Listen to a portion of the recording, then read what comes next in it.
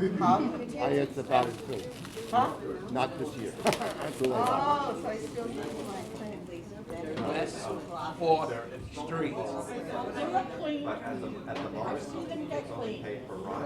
Extra clean. Yeah. You know what I said? I said, this isn't my letter. I said, one second, I said, this is one second. Yeah, So you got a new test card? yeah. The earliest. This elevator. Wow. Because I'm a senior. My senior friends asked me Yes, about he's it. finishing up a phone call. All my friends do. Hey, she sits out. They had to fix it. They don't work on seniors? I said, oh my God. Cards don't work for seniors? They do, but not at a discount, not at the half hour. Yeah, I know. Yeah. But you know, it's outside. That's okay. It is. Her name is Angela. I had a brain freeze on it. Okay. Next year? Yeah, we gotta start. Oh, I know. All right, well, it's 12 o'clock. Folks, we're going to begin. Okay.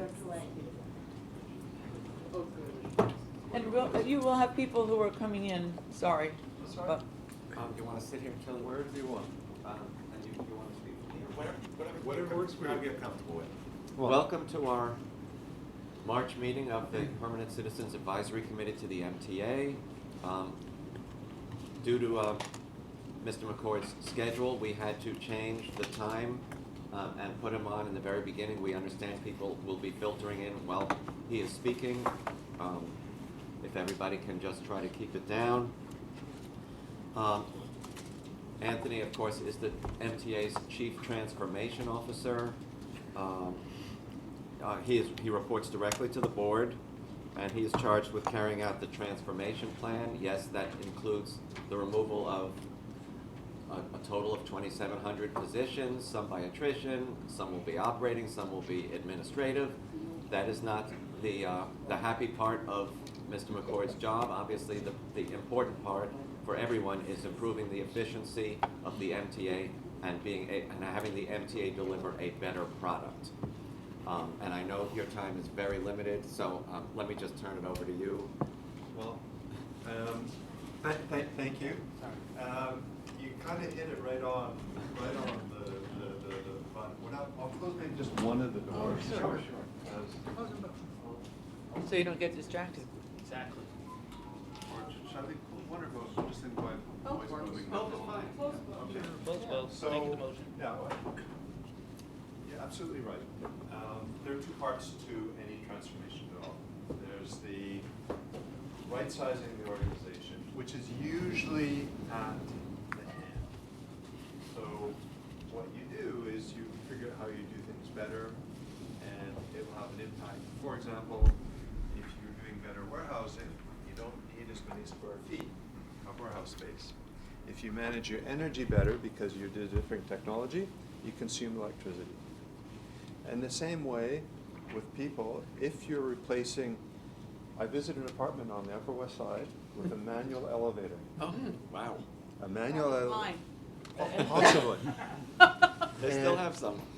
So, presumably that elevator will be replaced with different technology. So they had the doorman with cameras in the elevator. And okay, it's kind of an interesting workaround. But presumably it'll go all automatic one day. And so maybe there won't be a doorman in the elevator anymore. Those types of things.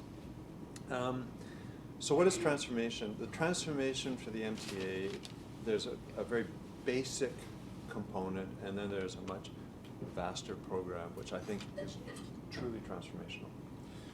The very basic components are, we have the 5 agencies, we have head office, which is this group here, and we have General Lieber's construction group, who do a lot of things in common, whether it's purchasing, finding the best engineers, putting together capital plans. And we're consolidating a lot of these functions across the 5 agencies, head office, and construction development. So everything from better utilizing resources, if you look at certain technical skill sets, particularly for signaling track type work, they're really, really, really busy 16 working days a year. Okay? 1/6. If you consolidate them together, instead of having peaks like this, you can then mutualize the peaks and you have everyone working more or less the 2,080 hours a year that you want them to work. So that's an example of consolidation. The other thing, and this is on the plus side of consolidation, when you consolidate, you start to have critical mass where you can have expertise in-house instead of going to consultants outside. As an example, today we do not have any leadership training for managers. So if a technician is promoted to being the manager of a team of technicians, all we do is put an extra stripe on their shoulder and say, okay, now you do that. Wow. Yeah. All right. So how do we help that individual who's a great technician to become a great manager? You know, in the best case scenario, we're probably doing that outside. I'd like to be that systematic for the MTA.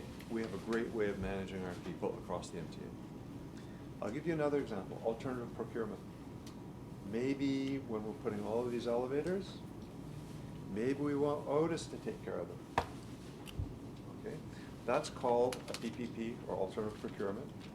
It's better to have that expertise in-house to know how to do that than going to a Wall Street investment banker and paying a lot of money, and then at the end of the project, the intellectual property, the know-how, walks out the door. So that's another example. Once you consolidate, the other thing you can do is you can improve how you do things. So our HR processes, I've been through it. In fact, I went through it 3 times.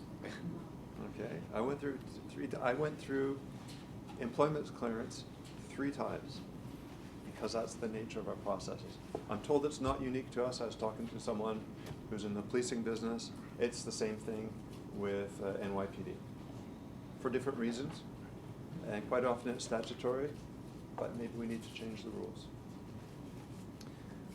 And then the third thing, which I really want to draw, this is the transformational part, is making and implementing better decisions.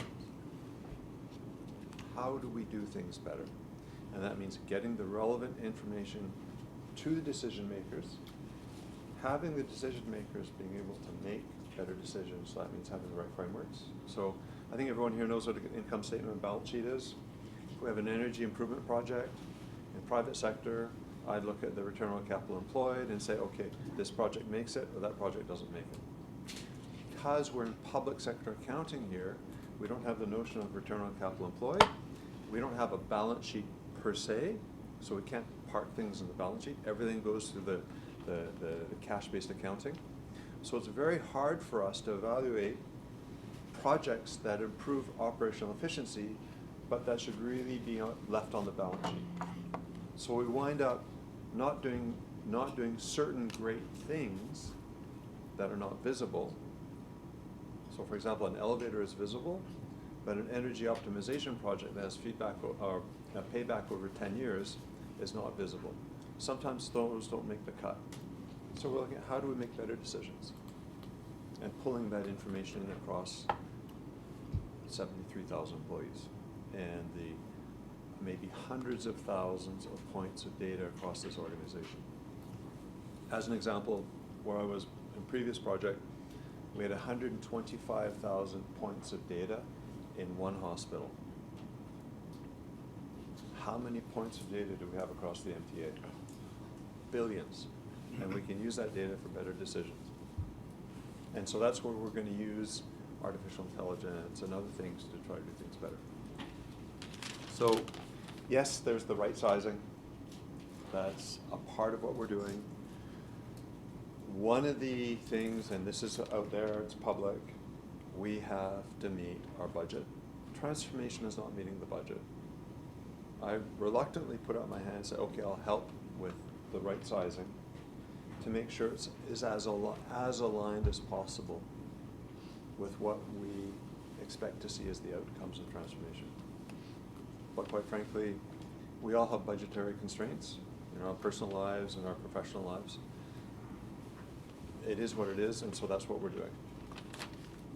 I've spoken a lot about like the that type of stuff, but the MTA, I moved from a very nice life in another city to do this job. I'm living like a student right now. Can you tell us where you come from and a little bit?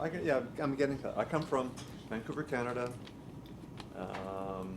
West Coast, sail in the summer, ski in winter, very nice lifestyle, which you could do with public transit because the mountains come straight out of the water. And I grew up there. My dad was a teacher. Second career, first career he was an officer in the Merchant Marine. And so I have a mix of very sort of city and urban stuff and very practical, doing stuff with my hands background. I moved here to do this transformation. So I gave up a lot of stuff. I'm putting up with US taxation and all sorts of other things to do this project. What do you do in Vancouver? Well, what have I done in the past? I've done lots of things. I actually left Vancouver because, much like New York in the 1970s, the economy was going like this. And I had a lot of student loans, and I had to get a job. So I moved to where the jobs were. So I actually moved, believe it or not, to Europe, France, because back then the European economy was going better than ours. And I wound up working for large industrial companies, doing industrial services all around the world, Middle East, North America, Europe, the UK. I did developmental projects in Africa. I ran industrial companies in New Zealand. I then went into infrastructure projects, so very, very, very large. I was developing and operating large industrial cities in the Middle East. I was running large airports, industrial zones the size of Manhattan. And then I decided to do things that had more social benefit, and I went into something called social infrastructure. And social infrastructure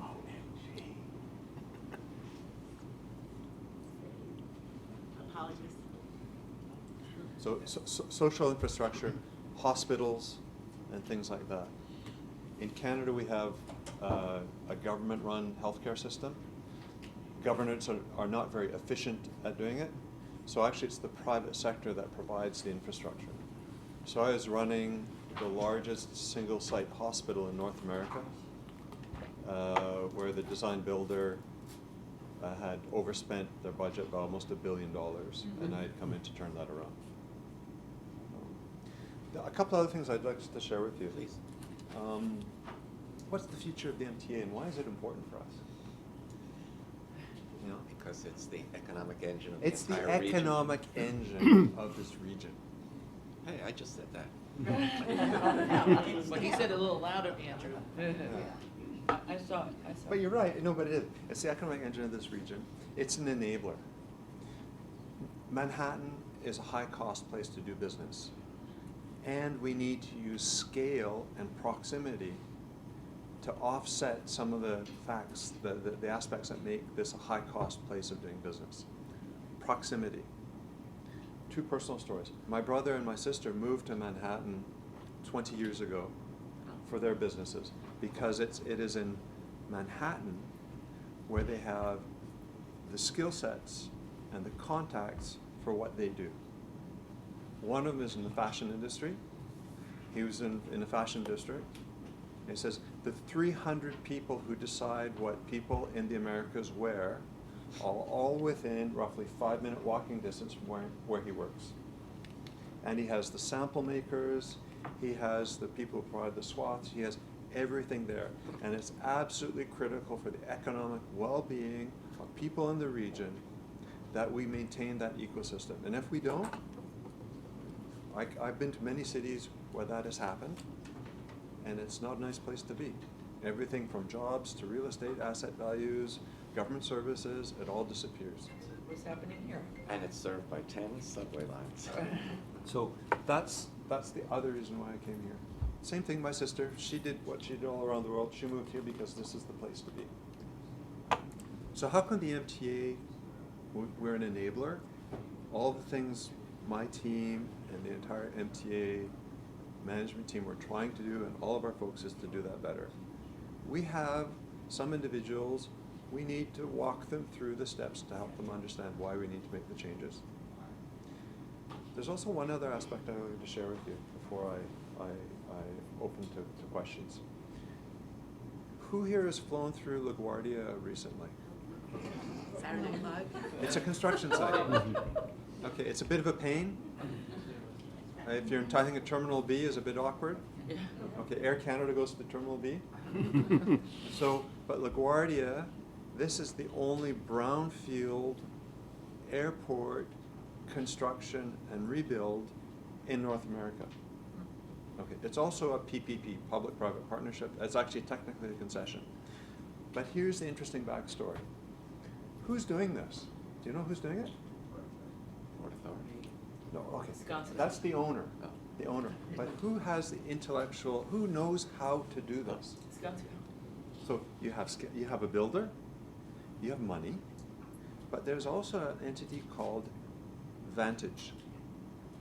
Vantage is a company that used to be called EVRAS, YVR Air Services.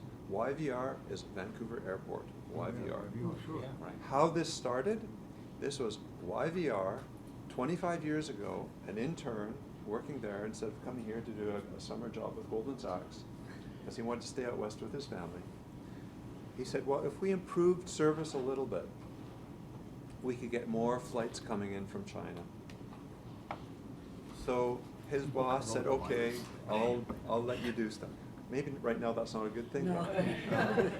And he said, okay, I'll let you do that.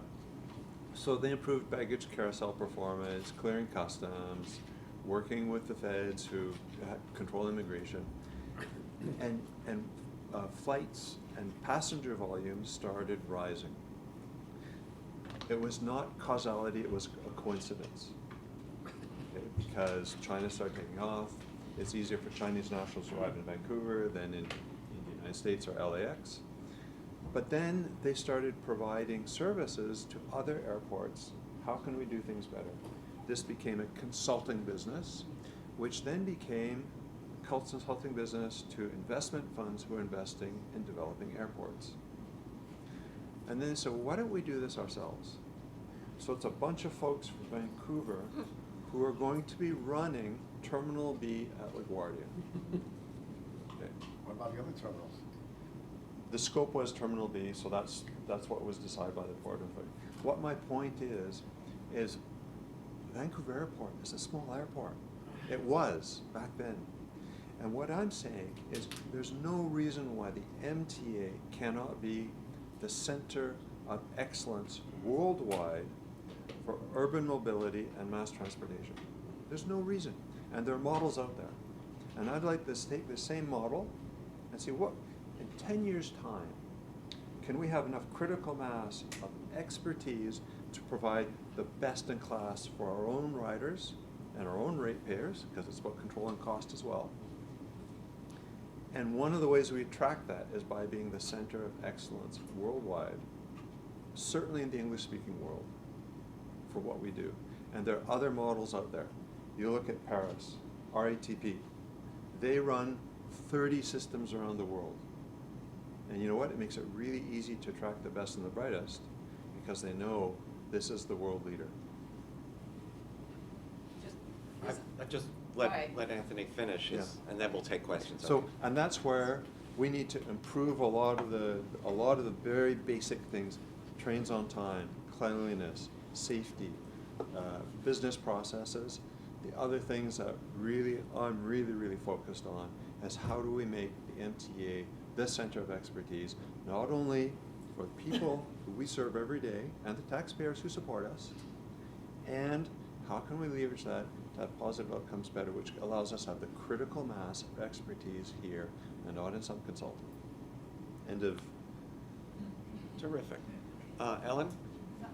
Jerry, I think. I'm calling on people. Ellen?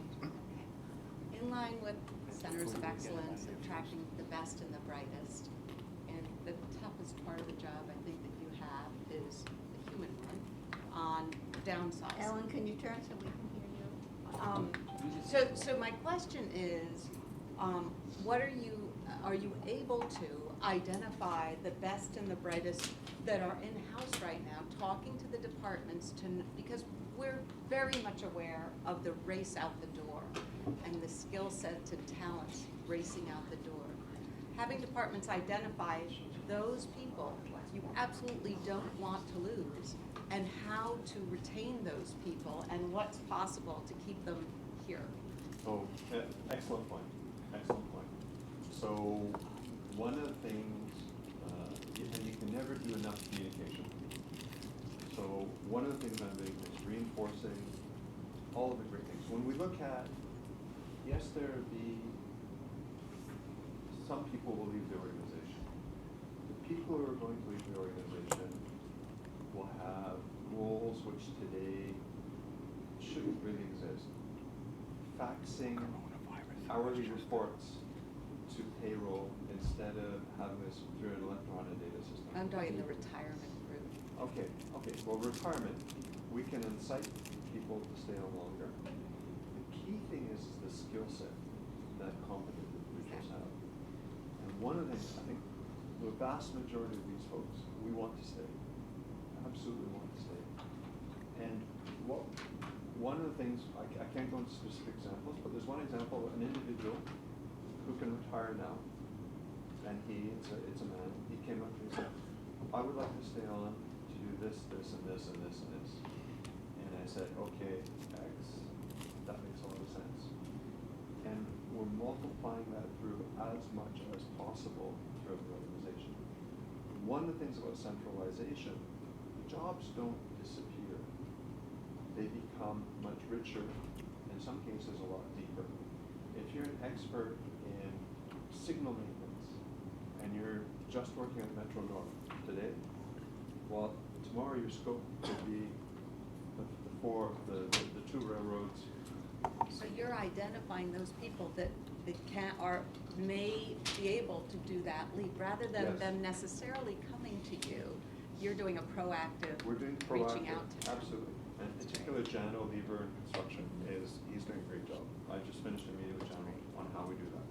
Now, one of the things, and you're well aware of this, our information systems are not perfect. So I'll have someone on paper says they're an engineer, but actually they're not. I found out at Grand Central Terminal, we had admin people who were classified as admin, actually the firefighters. Okay. Because there were errors in the coding. So one of the things about reaching out to the right folks, when you have 74,000 people, it's no longer a manual process. It's a process where you actually have to look at what is your job title. Okay.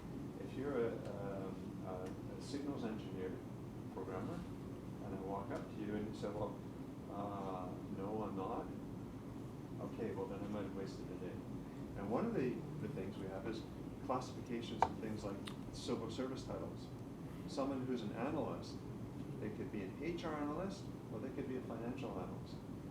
And so we can't use civil service titles as an indicator of what people actually do. Jerry, you were next, I believe? Did you have your hand up, Jerry? No. Oh, I thought Trudy? you were gonna ask me a question. Hi, I have 3 questions. No, and one as question. I told you before. One question. One, please. One question. Well, they're all related. Ellen just asked a couple of questions. Okay. But he's got a I- He has a time limit. constraint. Okay, let me I've just, so 7 let's minutes not left. waste the time, okay.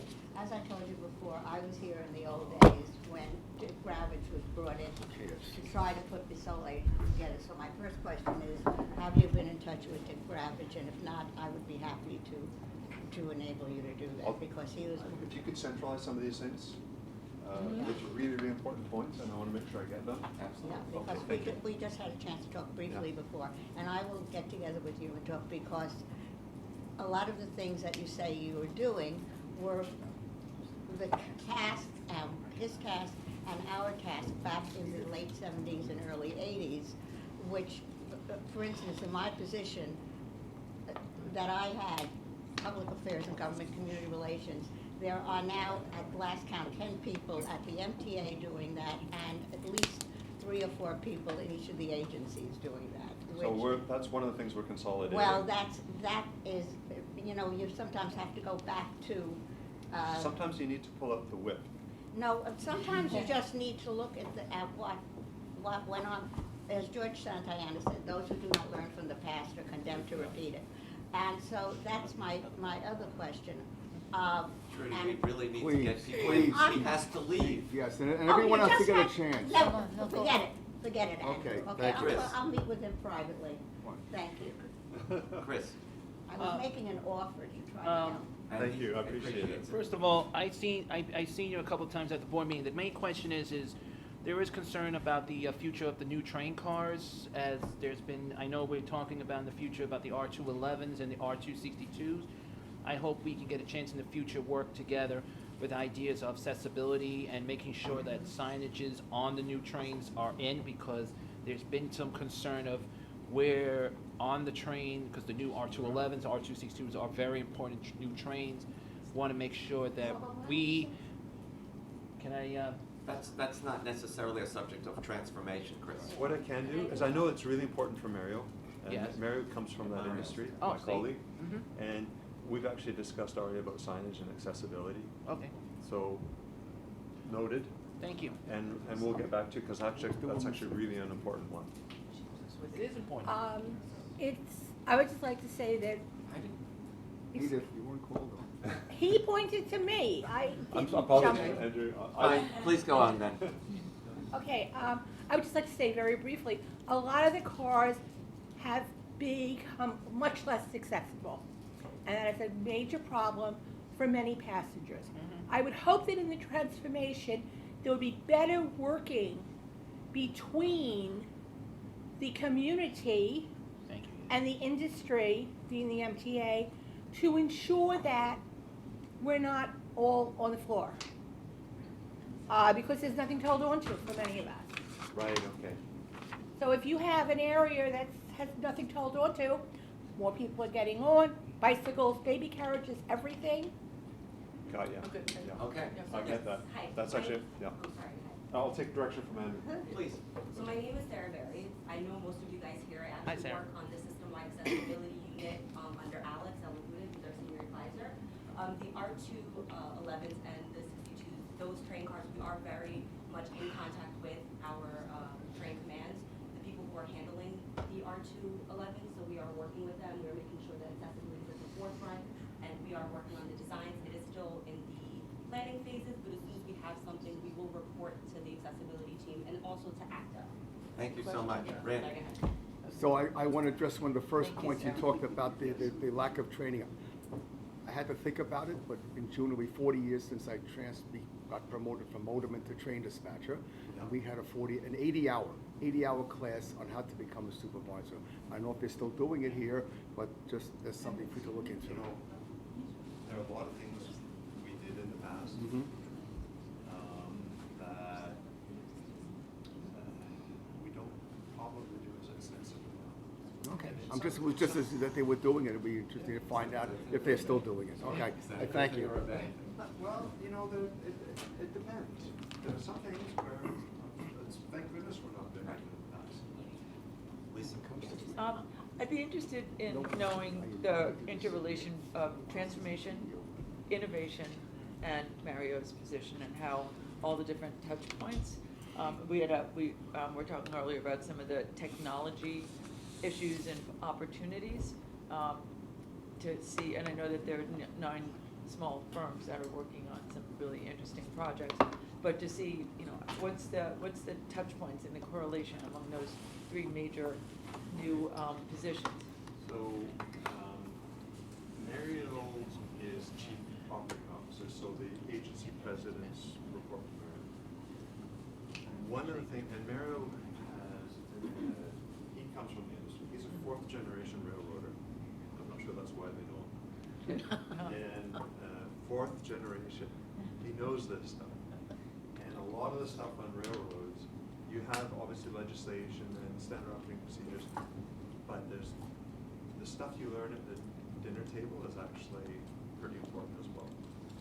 So some of the things he's looking at, have to do, how can we share best practice across agencies? And doing that is not a top-down McKinsey type study, it's at a very operational level.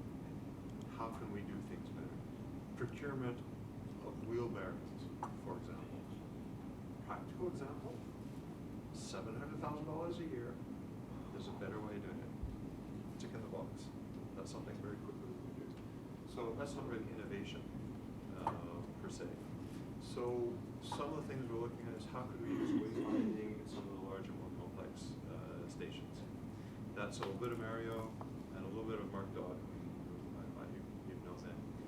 And one of the things we work as a management team is we work very closely together. What about this? What about that?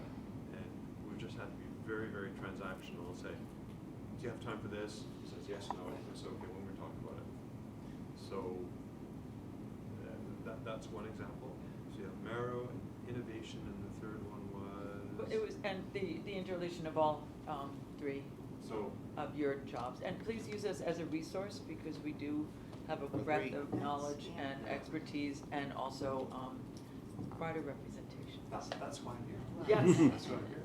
That's As you why know, I I wanted- canceled some stuff. I really appreciate Yes, that. we do I have appreciate another it. 5 minutes. Oh, you do? Then can I Go ahead. ask Mike the continue Well, very quickly? Let me just see if there's anyone who has asked first, and then I will take you, Trudy. Is there anyone else who would like to ask a question? I just want to complete. No. Thank Go you. ahead. Thank you, okay. My third point was, as you're doing this reorganization, are you looking at individuals, like Ellen asked, you know, who you want to keep, and even if not in their positions that they have, or are you looking at eliminating positions and duplication and maybe moving people who are good, but their position will no longer exist, into other facets that they can do? So anyone who's good is staying. I can tell you that. In C&D, construction and development, to deliver the capital plan, we actually need people. Project managers, electricians. That's the kind of training you should offer. Yeah. So anyone who's good is, there's an opportunity. I think one of the things, and I'll take this on myself, I spent too much time at the last board going through the less pleasant part of what I'm doing, and not enough time. And getting taken to task over the way it was being Yeah. presented. Yes, let us not forget. Possibly. But, so the answer is yes. If someone is doing a great job in this function and they can do something else, So if you eliminate the function, you may still keep the person. individual. yeah, absolutely. If someone's good. And what I was saying before, I hope you will be looking at eliminating duplication or having Absolutely. some jobs chopped into which one person or 3 people can do, and having 10 people doing Exactly. That's different the pieces of it. consolidation part. And we had Absolutely. 3 HRs, 3 IT departments. No, but I'm talking within even an Yeah. HR person, that you have 3 people basically doing the same job, but it's just been chopped. Okay, I think that's a good. great answer. Thank you very much. Was there anything else? Sheila has a question. Sheila? Sheila. Didn't see your arm up. Yeah, that's why it's called. What do you have, a chiropractic issue or? So you mentioned that there is a lot of inaccuracies with the recording of different people's titles or accounting, and I was wondering, what are you basing your findings on? What data points are you using to implement your changes? Okay, so one of the very first things we decided to do, I think everyone has read the Alex Partners reports. So they're, essentially what we're doing is we're redoing the census or the state of the organization today. So for example, Alex Partners had a very short period of time, so they used things like civil service titles as the starting point to say how many analysts we had. But that's not sufficient. You actually need to break down how many HR analysts, how many systems analysts, how many financial analysts, and then you do something, well, you probably know this better than I do, an activity-based build-up of how many resources you need to do something. And that's actually what we actually have to almost do a second time. Now, I'm not redoing the Alex Partners' work, but what we are doing is, the most flagrant one is the firefighters at North Central Toronto. They're not admin. But there are also ones where we have operational people doing admin work. To speak to your point, we have drivers who are faxing HR forms. And that's admin work. One last question. Okay, on retaining people, again, and what you just said, are you looking at, because the pay scale at the MTA with the hiring freeze that's gone on and where the salaries are and relative to the city, being able to retain people, are you looking at what the hiring freeze has done in terms of attrition out and what the pay scales are for the different positions, and re-looking at that? Okay, so there are two things. One I call labor volume, and then labor cost. Okay, so we are in an employment market where people have a lot of choice. So we need to work with that. And one of the decisions we think about is, how do we as the MTA work in that environment? One of the things we all forget is the MTA actually offers pretty good benefits. Right? The other thing we need to think about is we're not, with the exception of construction development, and even then, we're here for the next 100 years. Wow. People can actually plan their lives if they're good. And this is probably the thing I looked at coming from the private sectors. If they're good, they have a great career ahead of them, and they can progress. And one of the things about consolidation is you give more meaningful levels where people can progress in their career. So when I look at salaries and compensation, I'm not going to change the pay scales in the state of New York. I'm not going to do that. No, but in the MTA. Well, MTA is MTA is So those part are not- of it is the it's state of same New York. set- It's the, it is so the state of New York. and it's the I'm same. not going to say we need to pay folks more for a particular job. But Which what the I city would, had done. well, Okay. okay. Thank you so much. Thanks. Okay. I know that you're on a time crunch. Thank you. Thank you very much. Thank you very much. Good luck All right. with all of this. Not for the. This is my first public, so thank you. we're for honored. Well, thank you very much. We're honored. You know, we'd love to have you back in a year so that we can hear an Report or on- 6 months or an update. Report on progress. Yeah. Thank you so much. Thank you. Yep. Thank you. Yep. Bye-bye. So, now that we have a good-sized group, could we get an approval of today's agenda? Wonderful. How about the minutes? Edith? Fine. You're approving? Yeah, she's approving it, like I'm Okay. seconding. I thought she had a comment, the way she No. raised it. Second motion. Okay, so those are approved. So let me just use this opportunity to give Edith a shout out. Edith will be inducted into the New York State Disability Rights Hall of Fame at an event to be held on May 28th at the Albany Marriott in Colony, New York. So this is a recognition of Edith's long fight and successful fight, I would say, judging by accessibility and what's happening at MTA and elsewhere. So congrats, Edith, and you'll be hearing more from us on this subject.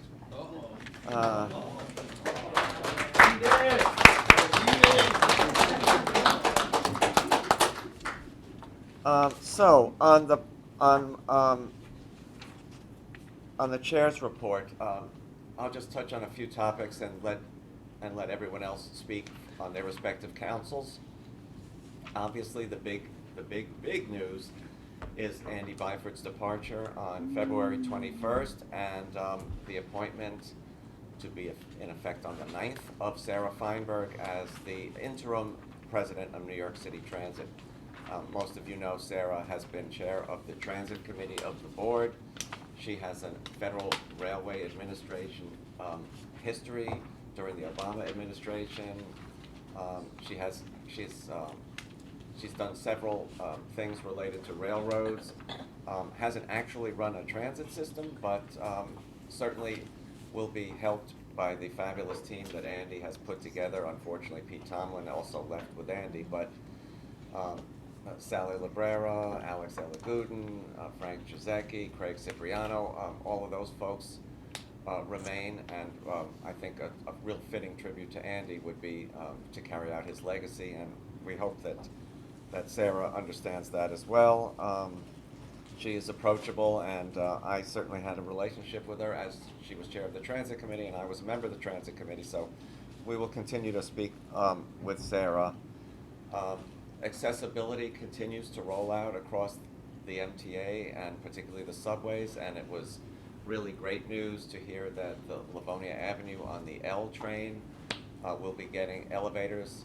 I was there to celebrate the continuance of the free transfer between Junius Street 3 station and Livonia on the L about 2 weeks ago, and it was so windy that the tents were getting blown down. It was unreal, but I did notice how steep the steps are to get up to the Livonia station. So Don't take the weather personally, Andy. I didn't. And nobody did, but it was it was the windiest day in a long time. And everybody is really happy. Of course, that the entire enclosed connection between Livonia and Junius will be in the next MTA capital plan, and that will really be a benefit to the residents of Brownsville and East New York. So we look forward to that.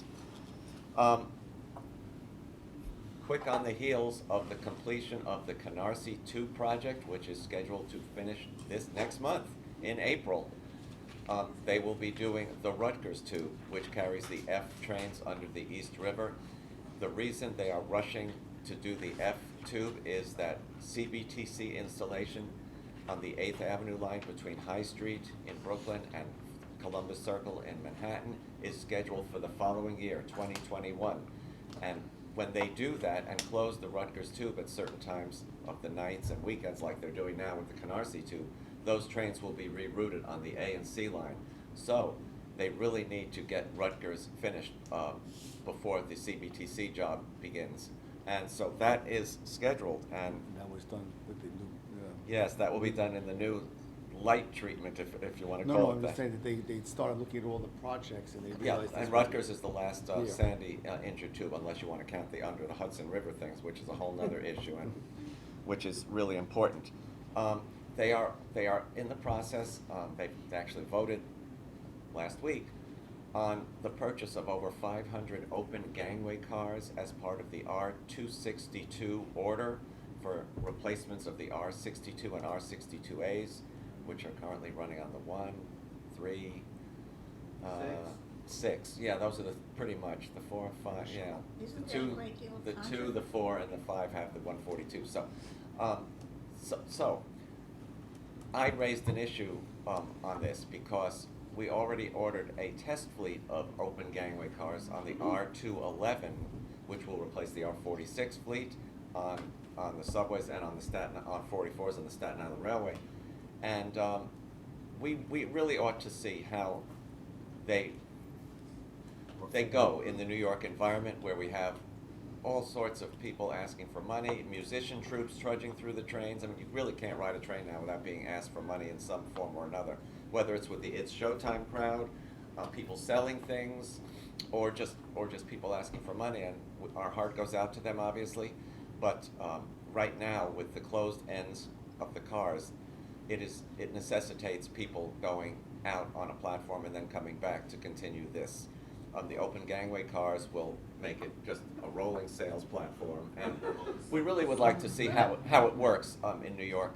I was told that we will have had the R211 test fleet in service for enough of a time to judge before they are absolutely committed to the R262 fleet. Whether that's true, we will see. Because we don't exactly know when Kawasaki is delivering that R211 test train, but hopefully it's May this of year, next later year. this year, we were told. May of next year, I think. Or late this year, which would be great. Trudy? Yeah, isn't there, besides the thing about the performers and the people, all the peddlers and what have you, I was told that there is a serious safety issue in having all of this open area where where it is more likely that instead of people going between cars, people roaming around and moving around and getting, and there is, that's, I'm just asking it as a question. Yeah, no, because- it's sealed. I asked that question. You can't fall out in that area, which if you try to go between cars now, people have fallen. People are doing all kinds of things between cars now they shouldn't be doing. Judy, this type of training is in use around the world. It is. We are the last ones who are going to Oh, implement okay. it. As I said, I was asked the They're in question. Toronto, so they're I'm in just Europe, bringing they're it all up. over the place. All yeah. over Asia. They also may not do very well on the steeper curves. Yes, we have some curves that certain of our own Because cars this is cannot, 65 cars. cannot Exactly, navigate. and that people standing may be more likely to fall or. I also asked the issue, is it going to be more costly to heat and air condition the cars with that area? Now, they're looking into that now. Thank you. Edith? One of the concerns that the disability community has is that people are actually going to be standing for their entire ride in that area. And that, you know, the question in case of an emergency, and, you know, if a car isn't opening, how is anyone going to be getting out if car A and car C are working, but car B isn't, the door? I quite often have a problem if the doors don't both open, I can't get out. And I can't get, you know, I'm stuck on the train. And I think this is something that, one of the issues that we've been talking I about will raise that in the issue. community is that buses are better at talking to us. Trains do not talk to us in general. Other than that one at Hudson Yard, I have never seen a train rolled out for people to look at. And, you know, have a bit of a history with it. Now, that was a really good thing, that they put the demo train at 34th Street Hudson Yards. That's what they should do with every new car type. Right, every bus, every car. Then we can all see these how the things. handholds are, what the door width is, where the seating is and isn't, all sorts of things Should we like ask a special ask of Sally to say? I'm in the process of, when some of the test trains arrive from Kawasaki on the 211s, and if they're at the Yonkers facility, that we get a trip there. I mean, you know, I take pictures, and it can be 4 feet into the aisle between two sets of shoes, and I'm blocking the entire thing there. You know, I try to move back and forth to let people off, but it's a problem. It's a real problem, and it's a safety issue. And the supposed reason for getting these open gangways is to allow people to move more quickly into trains and through the trains. Yet, if you have some, I won't use the term I really want to use, but Jack blank, standing in the doorway, you're still prevented from entering the train. We behave a little differently in New York. And this goes back to pole placement, right? Is a Well, it's huge. I mean, like, you know, as we discussed last week, it's like, I can go through every train, and, you know, Right. on the 1, 2, 3, you can't get across, and there are poles. If you're in a baby On other stroller, you can't cars, do you it. can't hold on to anything, and people are falling. And we particularly would like to get a look at R262s before they are finalized, because those are A division cars and they're narrower than the R211s, and they will have issues like you are referring to.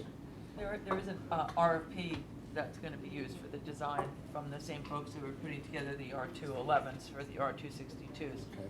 So it'll be a little bit of a different process, which we've called for in the past for the procurement of those cars. You know, let me- Can I just ask one more thing? Because when we were getting new cars years ago, and they were doing away, that they only had the high bars to hold on to. And for people like me, I started a new group called SPIT, Short People in I Transit. remember that. Good And, acronym. yeah, you remember it. I didn't start it, I said I would if nothing yeah. was done. No, it's great. Has there been any thought to, again, are we going to have like the old-fashioned strap hang, you know, The handles, straps? yeah, the Are handles. they, no, strap, you know. Well, they're not gonna put leather straps in if that's No, what you no, but I mean The metal handles, yeah. that hang down, I have not heard of them coming back, but hopefully we will get a look. Could you check into, I I mean, will. it may seem silly, but for I have not seen that. short people like We me. end up holding on to other people, that's what we do. Yeah, That's what we do. We More- hold on to more other vertical people. poles would also No, help. and then, well, you need poles, but you Yes. can't have poles next to where everybody is No, you can't. standing, so if you could Let check me into that, go on, I'd 'cause we have a lot to appreciate try to that. get Okay, to, but if I could. I guess Sure. many of us would appreciate. So, doing one that. of the last decisions Andy Byford decided prior to his exit was the issue of how the three in really bad shape elevators at the Clark Street Station in Brooklyn Heights are to be replaced. There were three different options: shut them all down, close the Clark Street Station for 8 months, go in, do everything you have to do, get out while certainly trying to maintain the businesses that are in the Clark Street Station in the Hotel St. George. The other was to do one elevator at a time, which would have extended the project to almost 2 years, but would have kept the station open and people flowing through there, thus helping the businesses. And the other was doing 2 elevators, keeping just one in place and doing that. Andy, and this is a perfect example of how bad news is so much more easily absorbed with a British accent, was able to convince people to shut it all down and get it done, and that is what is going to happen. Fortunately, Brooklyn Heights is anything but a transit desert. Clark Street is just 2 short blocks away from both the Borough Hall and Court Street stations. Another 2 blocks, you're at High Street Station, 3 blocks actually, or 4. But it's easy. So they are going to do that. I hope they will coordinate that with the closure when they do Rutgers Tunnel and everything, because you don't want to hit Brooklyn, and then don't even get on the BQE replacement issue. But so we definitely want these things to be coordinated, and I have a strong sense that they will be coordinated. Edith. You know, it's interesting. All the elevators at my stop were closed. That's it. They were closed. They were closed 2 months early. But now Clark Street, does Clark Street have better pull with someone? I mean, There were 3 elected officials at the meetings where these have been decided, including Assembly Member Simon and others. But I don't know that they have better pull. I think because we have no station, you know, with an elevator 2 blocks away. Right. I mean, it's like 168th Street, right, that's more than 2 blocks from 207th Street, and that's it. Okay. I don't know. I don't have the answer to that, Edith. I But mean, we were told there was no choice. It had to all be done at once, and that was it. I don't have the answer. I don't know why Clark Street would be treated differently than a Washington Heights station, but I can ask. We've had 168, we've had 191 at the moment, Right. we have 184th, we'll have 181st, and they're just closing it down completely. And the shuttle buses are a total disaster. Well, they're going to be shutting Clark down completely, so it is going to be treated the same as it turns out. Jerry, did you have something you wanted to say? No, I have to depart and be quick, so I didn't know if. Okay, I just have one more item. Is that okay? Sure. I'm happy to report that on-time performance continues to ratchet up. That is a byproduct of the Subway Action Plan, the Save Seconds Plan. I really think the dwell time being lessened by 10 or 15 seconds per station. If you have 40 stations on a line, you can see trains are being turned around more accurately, more quickly, and sent back on their return journey, which means your wait time. They also give us, on a monthly basis, your wait time in stations and your time in journey on trains. Those have been sped up, so it's up to like 83% and change now. That doesn't help you if you're subject to an incident where there's a police action or a sick customer or a signal problem, which we continue to have. But they are rebuilding signals at a record rate, and this will mean some pain. Specifically, the Queens Boulevard CBTC and the Culver Line CBTC, you probably heard there will be no F weekend service south of Church Avenue from very soon till 2020, a period in 2021.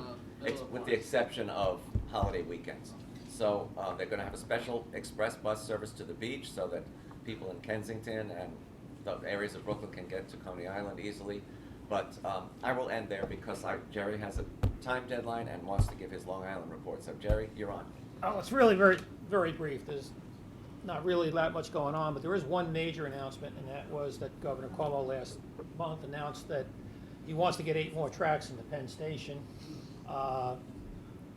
Obviously, anything that will improve the rider's experience would be good for us, but how this is all going to gel with East Side access, Penn access for Metro North, what's going on across the street at Moynihan, there's like a whole kabobble of everything going on. It'll be very interesting to see how this all shakes out, and how it's going to get paid for. I mean, obviously, this is not going to be a very cheap project. Value And capture it's- from stealing, from taking that block. And it's still going to be, you know, and we're probably still looking at 8 to 10 years out, so by the time anything happens there. Yeah, there might be lawsuits with that eminent domain issue. So we you know, you don't really know what's going to happen. It could wind up by the time it comes to fruition. Maybe that's where they'll put Metro North. Maybe they'll put them on those 8 tracks for their Penn access, because right now it'd be kind of odd. We have Penn Station, then you have Jersey Transit, and then you'll have the 8 more tracks for Long Island Railroad, And Metro Amtrak. North or whatever. So, and Amtrak's wandering around in there too. So, This is all predicated on the tunnels to New Jersey not caving in while we're talking about all this Right. stuff. well, you got to remember our tunnels are not in the greatest shape either, and these But East those River are tunnels. scheduled to be fixed. These are not. Yeah. So it's that's probably the biggest thing. The only other thing of note is there's a lot of ridership is upset because, not that we don't want to see city people get a nice discount of 20% on the outer borough transit, but we're looking at a 4% increase. You know, so it's kind of, you know, it's timing is bad on that. If it was spread out a little bit, maybe it wouldn't be quite so bad. We know that the governor did put money in last year's budget to cover this. I think it was like $50 million or something along those lines. But, you know, there's a lot of things that could happen. We could have people driving from Nassau into Queens trying to find parking. So like the early birds are going to get on the seats and get the parking, and then the regular Queens riders are going to get there and they have no place to park their cars. Hopefully they can walk or bus it over. But again, it's one of those things, it sounds good on paper, but we want to see how it all plays out. Yep. So. We didn't even think it sounded good on paper. No. Yeah, well, I'm just. It wasn't really researched. I'm being, well, that's the whole thing, it wasn't research, and it was It's not just, research. and it wasn't a standalone item, it was tucked into the governor's budget, so it just kinda got, you know, there wasn't a lot of discussion on it either. And while we aimed, as you know, our Freedom and Atlantic tickets at transit deserts, where you're really far from a subway, doesn't even take that into account. This is even for stations adjacent to Oh, subways. yeah, exactly, you know, so. So the good news is that there will be 6 months to a year's worth of analysis that shows where some of those data points are Okay. and what that's gonna mean. So that's sort of the sunshine at the end of the rainbow that You we're really are a looking glass half full kind of Who person. is doing the analysis? Who is doing the analysis? The railroads. Edith.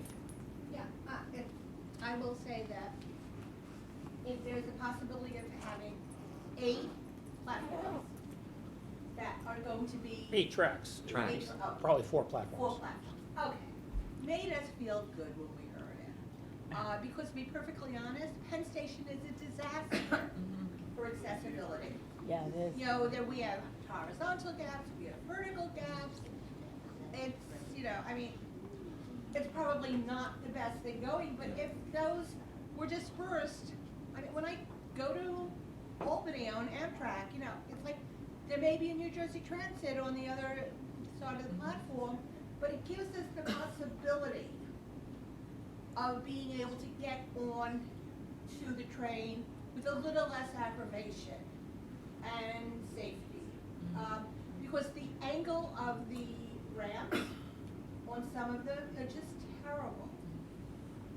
And get someone to. They're really put old. down- Yeah. I mean, yeah, having a ramp put down, whatever the hell they're called. A ramp, No, they're not, The portable boarding, ones. boarding, right. yeah. Warning metal. They're, Plates. the plates, thank you. Metal right. They are better now. I mean, the plates are a little better configured, but it's still a dangerous situation. Can you get help to go on? If there's a conductor. If you can find a conductor. And the conductors, they cut the staff, so that the staffing gets cut there. Right. And now somebody in a wheelchair needs assistance, or somebody elderly with baggage needs assistance. And Right. it's And a that's tight. that's where they go. Yeah. And, yeah, many, and I'll be honest, if I can't get on the train independently, I am not tipping.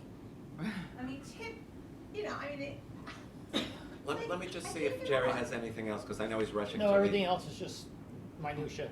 Those are the 2 points. Can I add on to a Long Island thing? Please. But I'm at the wrong place, just stop me. This morning upon coming here, I pulled out my MTA, transit, ID. no, the, thing that The does your reduced fare scheduling, card. the scheduling and the whole toolkit. Yeah? And there was a fatality in Babylon. I bought Today? in, yeah, Mhm. I Oh, bought yeah. in Ronkonkoma, so to get here is a 3-hour trip for me. When I got to the train station, the app was reflecting no trains for the next 3 hours.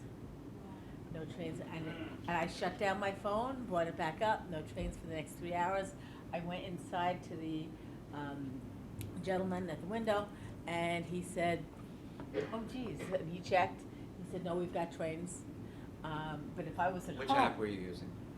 The MTA. MTA. My MTA. Actually, use my LIRR. It's really good. Well, this one, I have to say, this is the first problem I've had, and I use it all the time. I use- find the I my use- app decide really This is well. train time. That's This is crap. train My time. Yeah, app. use the. Okay, this is train time, but Train time is better. that's what I use. And then, But you shouldn't have to decide which app to use, they should all have the same. but then it information. came back. In a perfect world. And an But- app should say no Yeah, trains. exactly. But then it came back. It said no train for 3 hours. Yeah. And then it came back. And I said to the gentleman, hey, we're doing fine, it's back. And, It's Few all, minutes every line later- says good service now. So. a few minutes later, For it now, it don't went back start out that. again.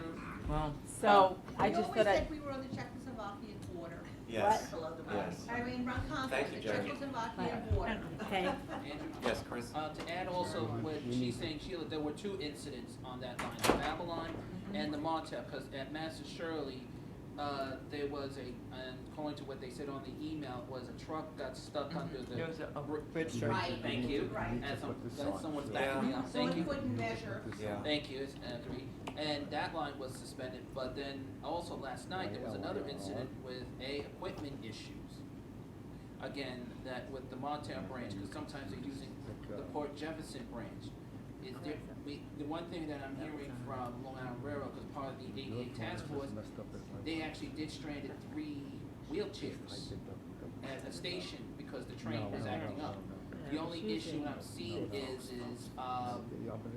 they, when you don't, they need to remind, like, even the conductors forgetting, if there's 3 or whoever accessibility, wheelchairs, walkers, whoever, they gotta remember that there are accessible people on that train, and if you're gonna discharge the train, make sure you're putting them in a spot and let them know when the new train comes in, put them on, because they're forgetting that, and as I heard from Long Island Railroad already, they're actually gonna have to talk to the Montauk branch and all diesel branches. Do you mean Montauk? Yes. Either way, it's still an issue because the ridership on that line and other lines have increased very What were you high. saying about the diesel? Diesels have been breaking down Yeah. a lot more. And again, they're forgetting that they're leaving out the accessibility. Let me get to the Metro North. No, I just want to bring But that. so the capital program includes new diesel engines, which Yes, a lot of people are finally. concerned about. Because why are you buying new capital engines when you should be electrifying, new diesel engines when you should be electrifying? Because they keep breaking down. And I also need them for the work training. And the second question, be going along our railroad, also with the Queens Village Station, where we mentioned about the Atlantic ticket. There's been a lot of increasement at Queens Village, because even after I left from the Queens redesign, I mean, even at 9 o'clock at night, the platform is full. Well, I'd love to think it was because of Atlantic ticket. It is. I'm seeing everyone buying the Atlantic Well, ticket but you don't know that downstairs. they're not going to Penn Station when they're boarding at Queens Village. You don't Half of really. the people, when I checked 5 people, they were all going the same direction as me, Atlantic, Brooklyn. Half of them say, I don't wanna go to Penn Station, it's a crazy world there. And there's Okay. been a lot of people going to Atlantic. Let's move on. Randy, you want to give Metro North Sure, report? sure. Okay, hi, everybody. PTC has been very hot, and the person that I credit with bringing it to raising the profile was my predecessor, Neil Zuckerman. He has been out there. I mean, he has good reason to do it. One of his dearest friends was killed on the train at Spike and Speak Dival. up, Randy. One of his dearest friends was killed on the train at Spike and Dival, and someone else I came to know a few years ago also suffered a loss in that accident. So we've done a lot of things. The board has constantly stayed on this. We get monthly updates.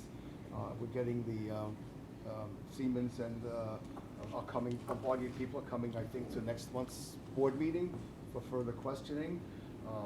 And knock on wood, everything seems to be on time for us to make the goal. And there's some issues with Amtrak. It's been publicized, it's not a secret, but there's what they call back-to-back. They're transitioning from Amtrak into the MTAs, Long Island Railroads, PTC, and out of it. So it's really not our problem to get it solved. It's Amtrak's and the FRA. And so people are working on this. It's not being swept down the road. I wish I could be as optimistic about the other side of the river, where New Jersey Transit operates trains on 2 lines for us, PCAC Valley and the Port Jervis line. They're just now beginning to do something called the Revenue Service Demonstration, RSD. And I checked with staff who are involved with PTC here for the railroads. And I said, we did this a long time ago, didn't we? And they said, yes, about 2 years ago we started that, and now they are starting this. I don't attend that many New Jersey Transit Board meetings because I don't like to go to Newark at night. I like having worked so many years here and had to work at night. I like those hours to be what I really want to do. So when there's an AM meeting, I'll be there. And I remember at the December meeting saying that I hope that we are not still talking about PTC next year in the month of December, when the deadline is the 31st of the month, and other people have brought that too. So, you know, we're on that side of the Hudson, we're at their, on what they want to do. Mercy is the word. Mercy, that's the word, yep. Thank It's you, the Andrew. mercy. Okay, so then we have the next item here. Yes, I did, there were only a few people who voted against the outer borough transit fund, although it was, I guess, mainly symbolic. It was Neil Zuckerman and Dr. Metzger from Orange County, and who else was it? There was one other person? No. Oh, I said, well, the chairman acknowledged me, and I said, I don't have a vote, but I would vote against it.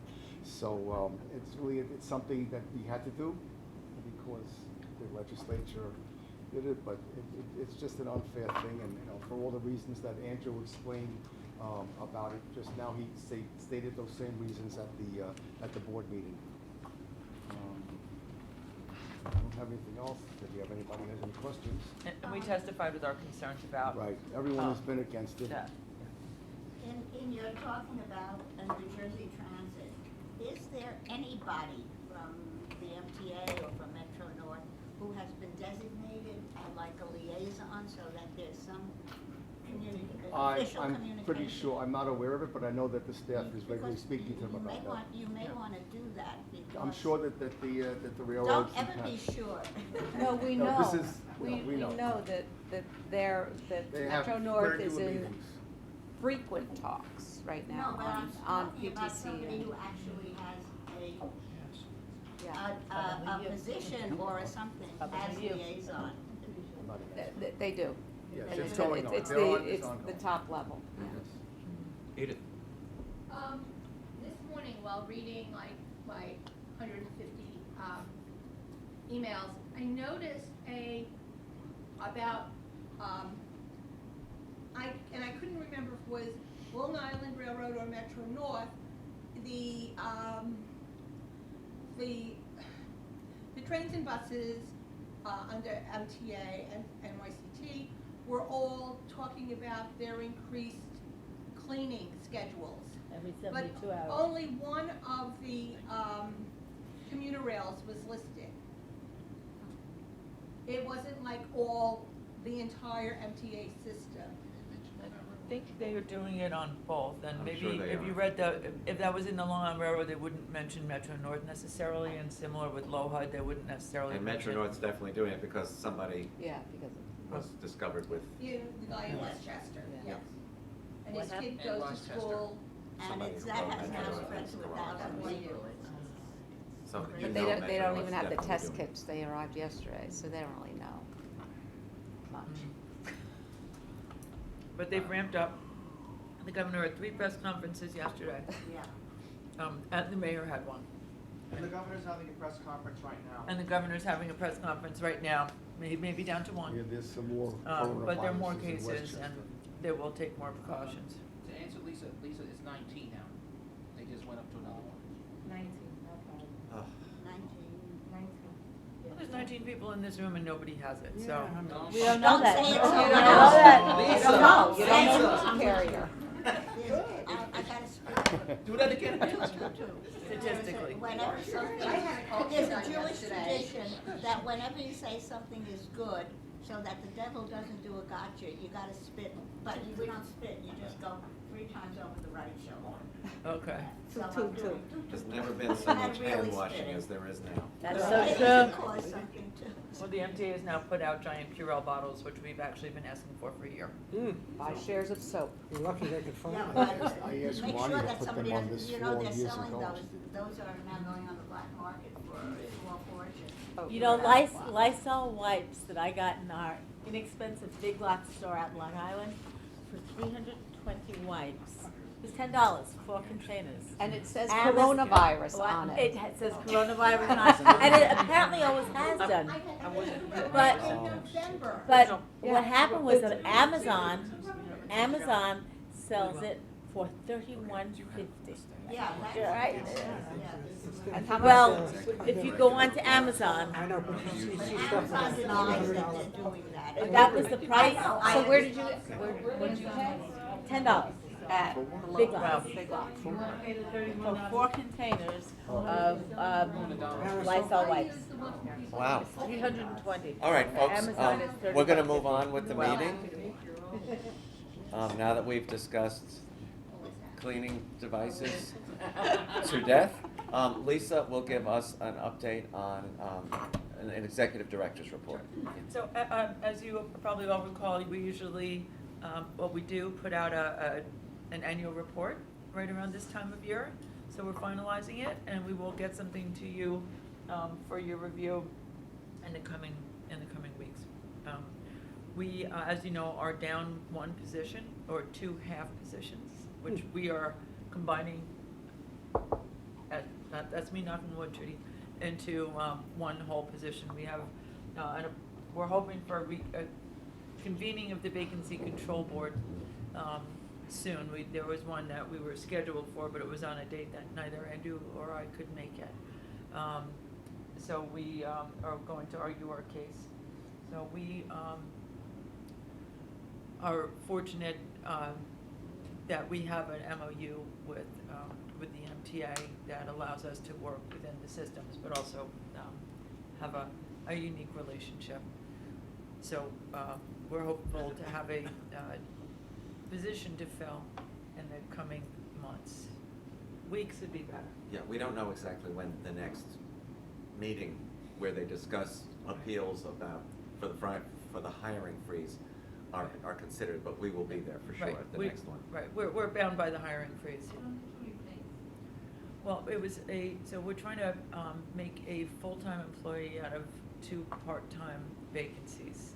So there are, then you got different benefits and other kinds of issues, so. And Do the they office have is you on really the, busy. are your salaries bound by the union contract? So we're not union contract, I but it's know. pay point. So based on the job description, it's something that Did you the get team regular uses. raises as? So there, the this union year, the staff, the non-represented staff received a 2% increase. Last year, that did not happen. So, you know, we certainly think that more is better. We've done some office reconfiguration, which allows us to also present new job descriptions and make an argument for changing some of the hate points. So that's, you know, one of the things we're also looking at. So we're asking for things at a time when those same things are being taken away from some people. So we understand that there's some more of a challenge, but we're going to persevere. So all of that being said, there are some, you know, there are a lot of things that we're doing with less people to do it.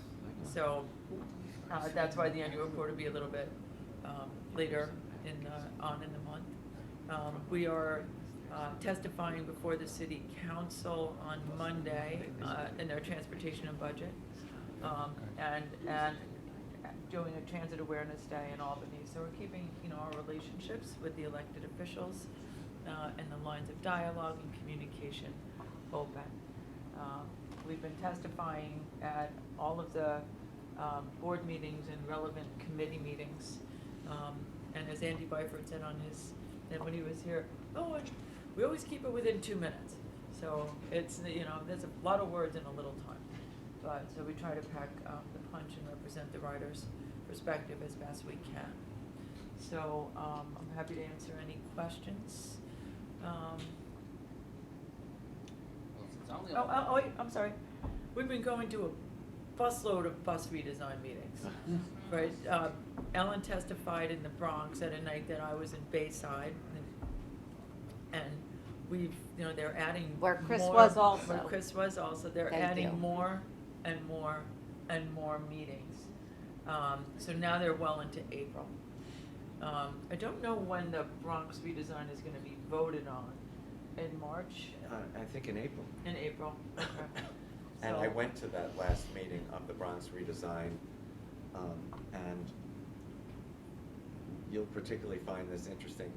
They hadn't taken the topography of the Bronx into account when they changed one of the routes. tell them that all the And time. people would have had to climb a Yeah. steep hill, who Yeah. were not For able to senior- climb a steep hill. And I am pretty convinced that one is going to be removed, and they're going to keep it where it is. That was just, We tell them that all the time. That was the whole issue with the 18 bus. Do you have a Bronx Borough President's shot list of what they want from the Bronx redesign? So we have that in our purview? That Yeah, would be terrific. That would be great, and we're also, Yeah, we're also but that's- looking, today there was actually in Queens, a meeting with the Queens Bus Turnaround Coalition and some of the elected officials looking at what their wish list is too. But those conversations are ongoing. The Subway Desert Coalition has been particularly strong and in pulling together meetings and pulling out people. I mean, they have a cactus as their logo, don't they? yeah. But there were, at Bayside, no, in Corona, there were 400 people. In Bayside, there was a near riot because they didn't have a big enough capacity and they had 200 people in another room waiting. For Flushing was this room. aggressive. Yeah, Flushing so was there are, very you know, a lot of aggressive. people with a lot of opinions, Oh, Where yeah. was Flushing held? but there've been two At the so senior far. center, upstairs in an assisted living facility. Upstairs. Upstairs. We were all on the big elevator. Big elevator. Stroll a gurney in. So there are, I think, 2 more Flushing meetings. They're both meetings and workshops. Exactly. The workshops are sitting down at round tables with interactive conversations. The meetings are essentially, this is what we're doing, we want your input. I mean, the intergovernmental folks here have been going, we've been It going to doesn't a lot make of meetings, sense. they are going to And they've everything. never had, they've not yet done a meeting about the BX7, which they're taking. That's not in Queens. Bronx. No, they're taking the express bus out of the. she's talking about that- the oh, okay. The local bus that comes all the way down Broadway, Right, well, they, 166th Street. okay. And they are taking 17 stops out Oh, no. between, I said this a dozen times at Did you least. go in and did you testify or did you present that? Okay. I did mention it for the I'm record. gonna tell you. I did mention Wait it a minute, when I was there. Andrew, something traumatic Lisa? has just happened to Andrew. I just got a message from Nadia about the next meeting of the, When is it? when we have the East Side Access Tour. In Manhattan.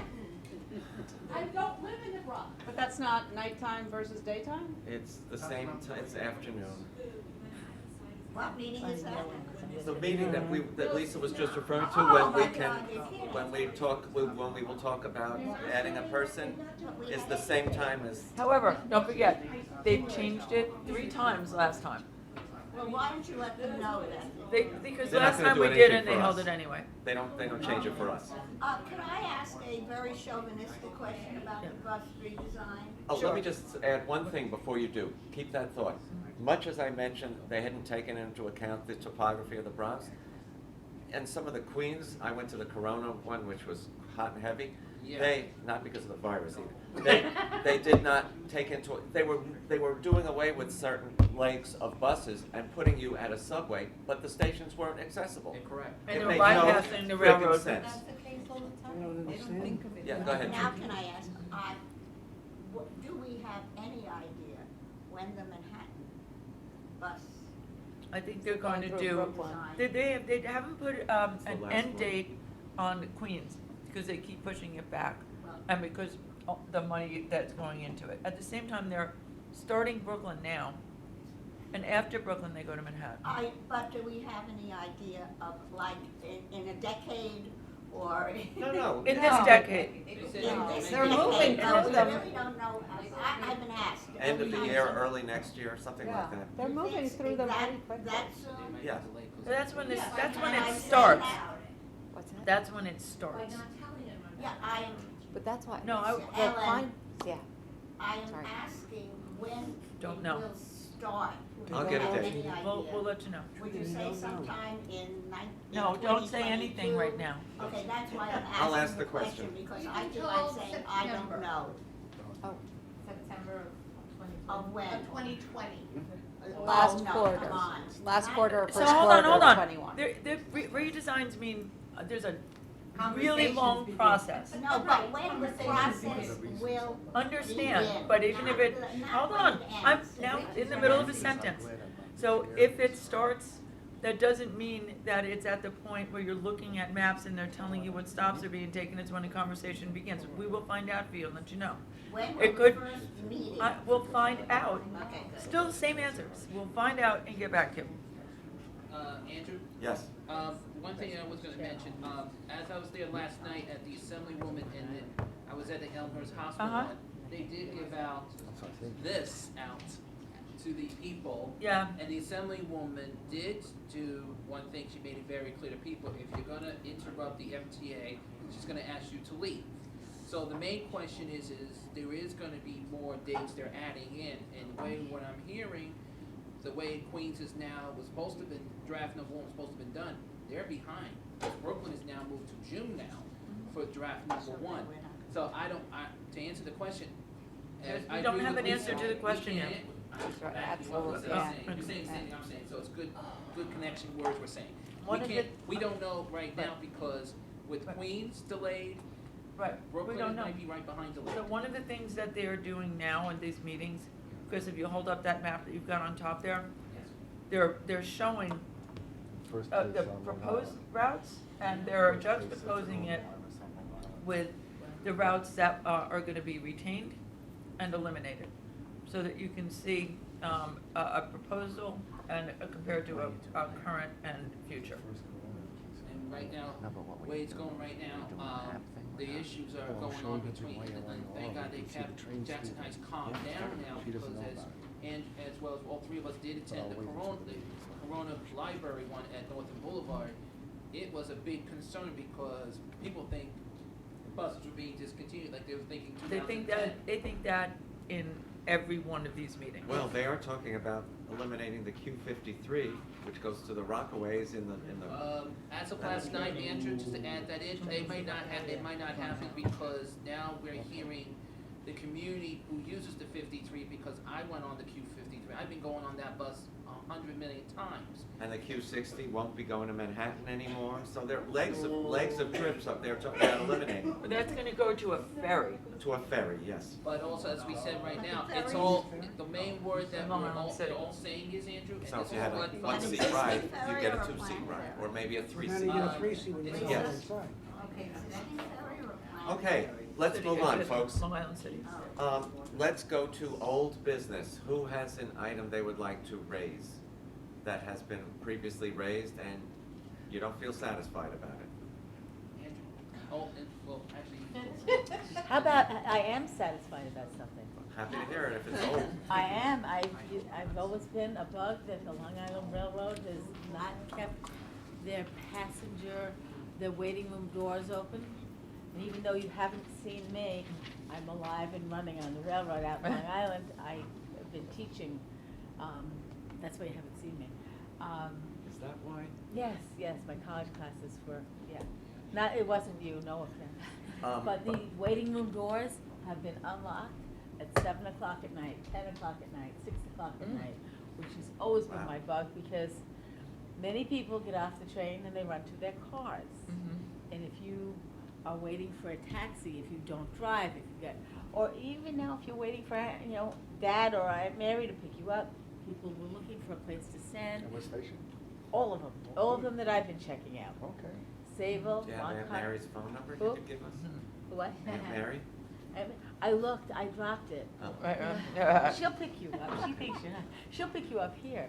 By the way, the Manhattan bus redesign commences next spring, I've just been told. Next commences, the first. Yes, they begin the process in spring.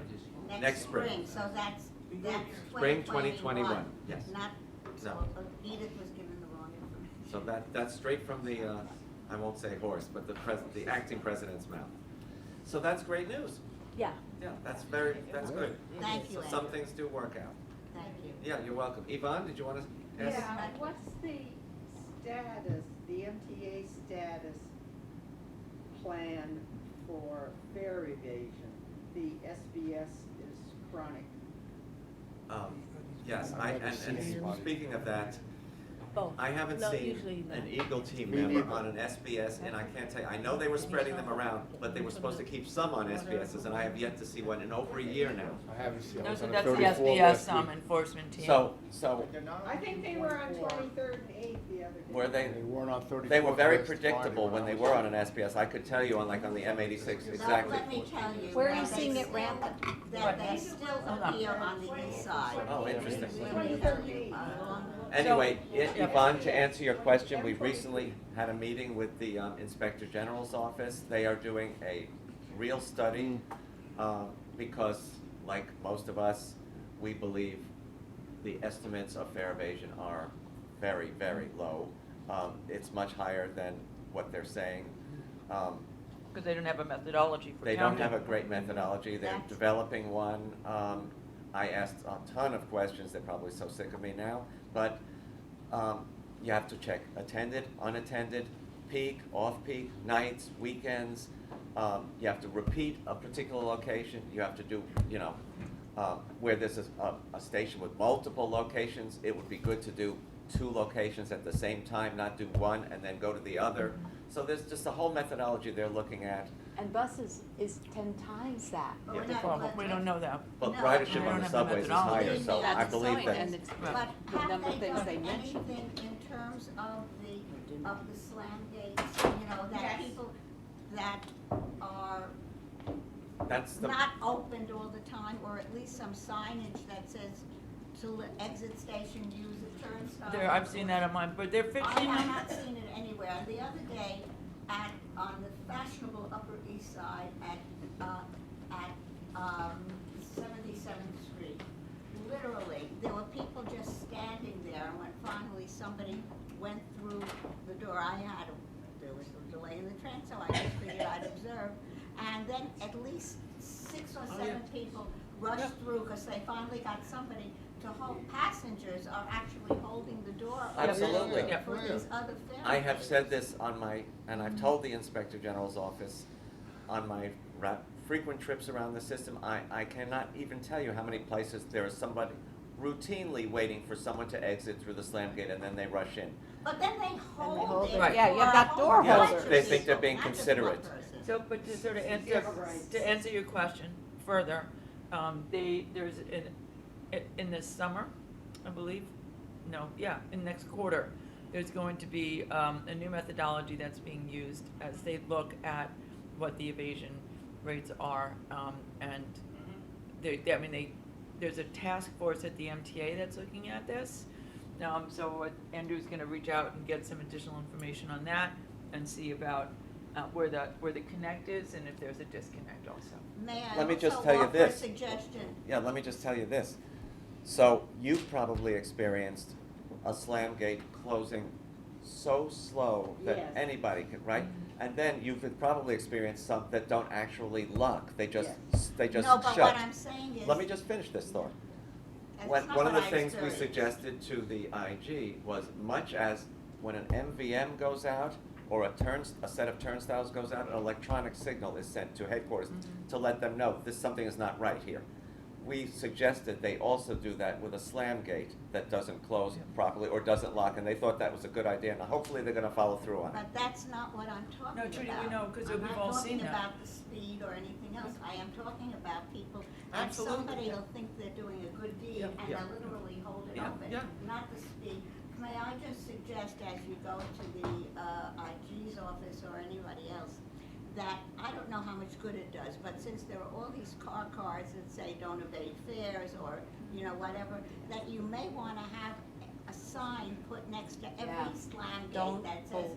please do not. I've seen them. Right at my station, it says, I have not please seen it use anywhere turnstiles on to the- exit. No, but don't hold the door is a different message. No, don't hold the door. Oh. Don't hold the slam But gate you know what, if open. you see somebody Obviously, coming, you've got a lot more people like scamming. Manners 101 always told you. I that know, was- but That's if a you follow-up have question. something that says, Oh, sure. don't have your manners 101, because it's against the law or. Culture change. Or something, it may affect 1 out of 25 people, but that'll at least be I'll pass that one along. person who Yeah. doesn't hold it open. Yvonne, do you want something else? Yeah, there's also a problem with the SBS machines. A lot of them break down, Yeah. or you put your money in and no paper ticket comes up. You So report then the you get on a location? bus, Do you report the machine number when that happens? to who? Write it down. Anyone. 511. And when they come through, you say to them, I got ordered such and such, machine number such and such. Oh, I say that, oh, I see, okay. And I then- always tell the Let me bus show you driver. this thing again. That's fine, but No, that's the, what you it's don't about. get $150 fine. No, the frequency of machine Write down breakdowns the from number, and we buses get on might the be bus. useful. They're gonna all be gone with Omni. Yeah, they're gonna be A lot gone. of people don't know that. You know that those machines are going away with Problems Omni. current. Yeah. Yeah. They are going away, why? They're going away when Omni is, What are they- Yeah, by but the end that's of the a year. year away. By the end of the year, you'll probably So see what are they fewer. gonna replace them with? With So Omni. is there going to be something that You need to put this says down. that you paid Oh. That's what You you're. get a Yeah, but you receipt or said something? the senior card It's on isn't there. gonna be done for at least a year. That's the and a half. thing, the problem is now, and those machines breaking down, because people are getting, I heard this in the Bronx, people are getting pulled off of Yes, buses Yeah. they buy couldn't use, they're Eagles. getting accused of something when the machine was down, knowing how. They will And there not won't be- prosecute if a machine is But wait a down. minute, is what you are saying is that there will be then no proof that the Eagle Squad can just What's say, that? well. No. When Omni is, Yes. and everyone is using They it check because all the fare card, discounts, but senior, no, disabled, yes, everything. yeah. Yes, And when they The pull you Eagle off team to will see say, if may you I put see it your in. card or your phone? And then they can Right. check when your Oh, last but payment that's was. gonna take even more time, you gotta show them your phone, and you gotta show them. Even to a broken Your machine, card, and then it'll they register have that it they'll have went a into little a thing, broken it'll Oh, beep. God, That's good. That's fast. No, it's Everybody's faster, got just it. have a piece of paper and show All right, it. folks, we're gonna move on to the next topic if we can. Can I say my last comment? Wait, Your last comment. on this, Oh. On this. because this is something that you're all saying, and I'm gonna use an example. When I did report it into one machine was broken, and the Eagle team were at the next time. I did give them the heads up. They didn't give the person a fine, they gave them An award. Warning. No, Now you have. no, they didn't wrote warnings, they just told the bus, you wait, the person went to put the card in, and that was it. But I'm seeing that's getting some done. But also, one thing, well, guess what, the Eagle team, this is a key, the Eagle team, once the Eagle team holds the bus, they can't leave until the Eagle team says you can proceed. It doesn't, it takes like 2 or 3 minutes, but they make up the time, once it's on the 82 SBS. Up to, on Kings Highways, it's Okay, 15. I think we've done this topic a little bit. Any other old business before we move to new? Edith? The typical, So you can say the that. bus goes around at 167 to 168. Save it. There are several buses, there's the 100, there's the 7, there's whatever. And the buses are lined up at the curb, and the other bus goes around, makes no effort to come in, and leaves us behind waiting. You know, I can point to right by, Tom Warner, exact same situation. You've got the 104, you've got the 7, you've got the 5, and these drivers go around the buses, sitting in the bus stop, leaving us behind. And they make no effort to stop, because there's a bus in the stop. And you've reported this? Giving bus number and all that, yes. And who, just out of curiosity, who'd you report it to? I reported it to the office. Okay. I reported it on the MTA website. I've reported it, I mean, I sit there on the. And the reason I'm asking is because if it's the same operator that's doing this, that would be good to know. That's true. Because we're not gonna tolerate that, I obviously. when I make the complaint. But I mean, does it happen at all times of day or? Oh, yeah. Yeah, I mean. Did you get a name? Did you get a name? She's No, not, she's she's the not bus on didn't board. stop, she couldn't get a name, but she could Bus get the number. No, I vehicle mean, number. that's what, yeah, the vehicle number. The when you vehicle number is all you When you need. put the complaint Route. in. Yeah, I know They'll how know to make a even the route complaint from the for vehicle doing number. it. No, I didn't say that. Hold on, I did not say. Hold on. No more than 5 questions per That's minute. not what I try said. to get the bus number itself. I Hello? always get the route. Edith, that's not what I said. I said, when you put the complaint in, when you called, did you ask who you were speaking to? Yes. It'll be like, you know, I send a message to Deb. You know, I send it to our office. This is not a new problem. Right. No, I know, but Andrew was just asking, he was trying to figure out whether it was the same person. And I know whenever I call to make a complaint Because if anywhere. this is the MO who of a am- who am I particular s- driver, yeah, maybe who am they I keep doing speaking it. to, please? And I find out who I'm speaking to with every phone call I make. And they're doing, work, Yes. water line. Yeah, they do. in Upper Oh, yes, they Broadway. do. Yep, and, That's and right. on Ninth And that's Ave, what I yeah, mean. the water mains are a That's mess. what It's I a mean, good thing, ask. because they're breaking all over the place. That's okay, I ask. You ask who you're speaking to. All right, any other items? You do Yeah, have I something just on the wanna- agenda. I just want to, I looked at the minutes, and, you were supposed to send out to everybody the link. I mean, I finally went on to it. Which link? To the Grand Central Terminal navigation site, which keeps on changing, so that by just pressing one button. Remember I brought up at the last meeting, it's right here in the minutes, about it's impossible to find out where the exits are, That changes where like every everything- minute. It changes every minute, but there is a site, but it would be very helpful if, I asked that it Sheila was has sent the to answer. everybody. What? I sent it to you on Monday. Please, but it was supposed to be done 3 months ago, according to the minutes. No, she sent it already, she said. No. I sent it to you on Monday. On which Monday? This Monday, 2 days ago. To all of us, or I, just to Drew? no, I asked that it be sent to everyone, so, and I never got it, if you send it to me, Yes. if you send it to me, I didn't get it, That wasn't because it. otherwise I wouldn't bring I it will up. send it. But I'm just reporting also that Grand Central, which is supposed to be finished one of these days. Oh, no. It's in even worse shape now. And in the last 2 weeks, every time that I've used it, which is not every day, but almost, I'm just giving a report, it's changed. Yep. And the arrows do not point Arrows are terrible.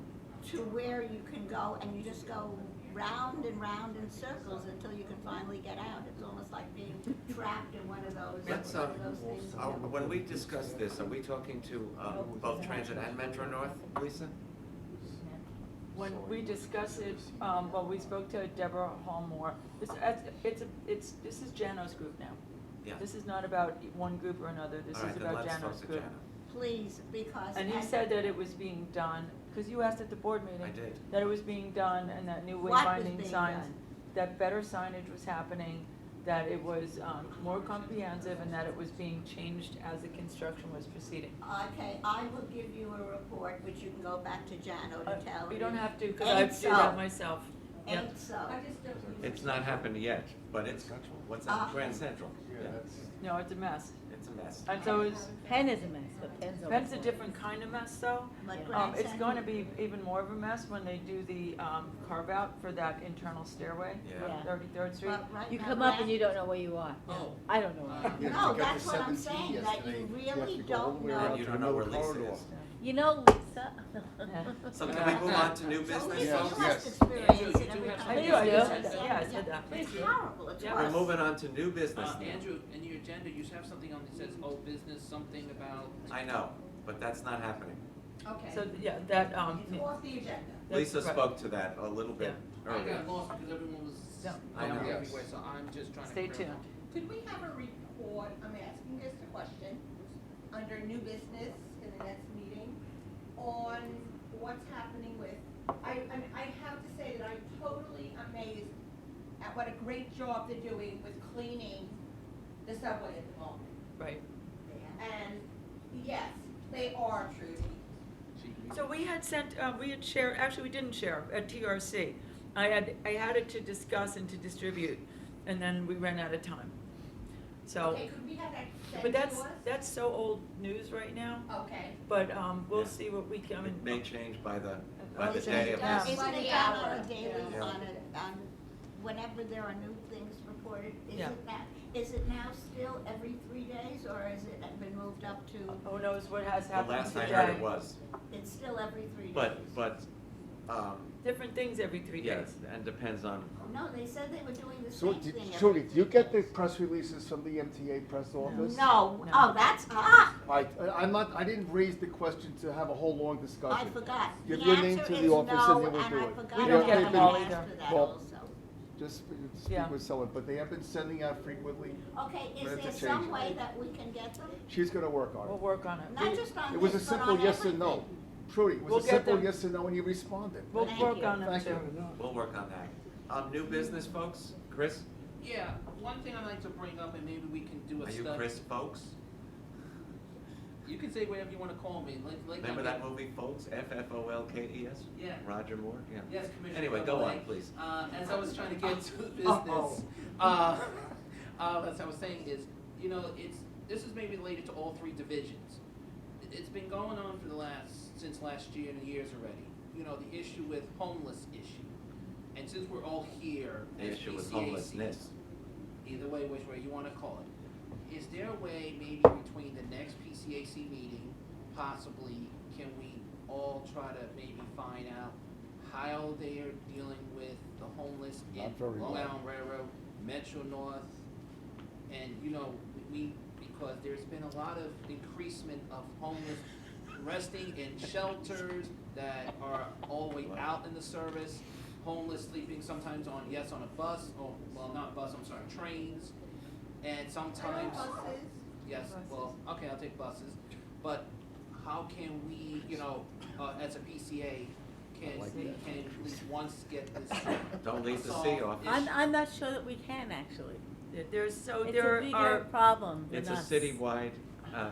region-wide. And people are State. cold and people are hungry.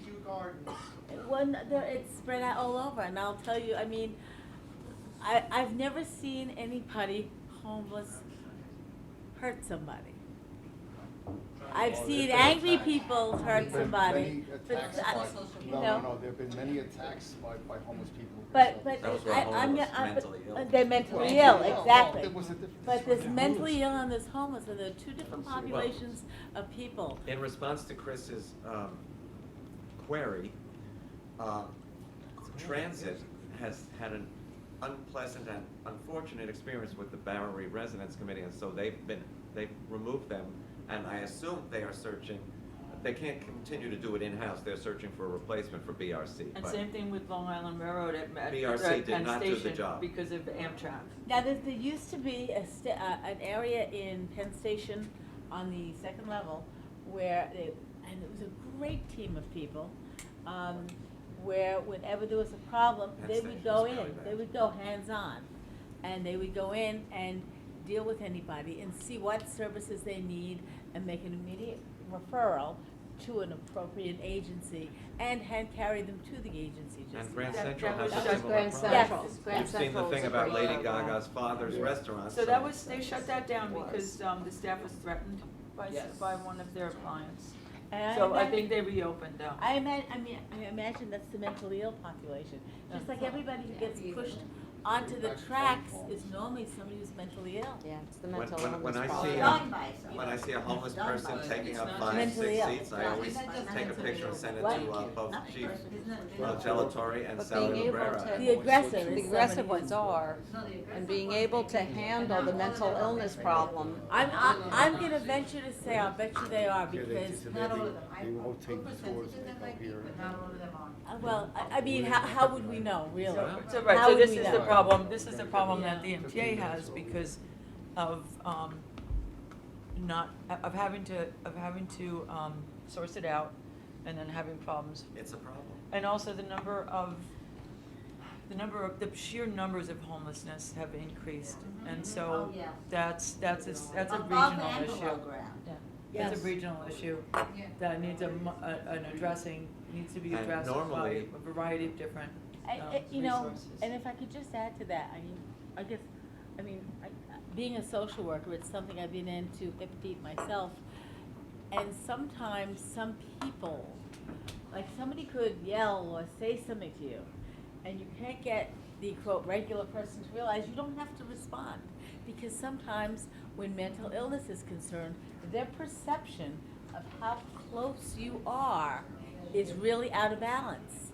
And that's when you get your push and your shove. And so somebody says that your mother's an idiot. Okay, so for the next 6 seconds, your mother's an idiot, walk away. You know what I mean? You don't have to respond and engage.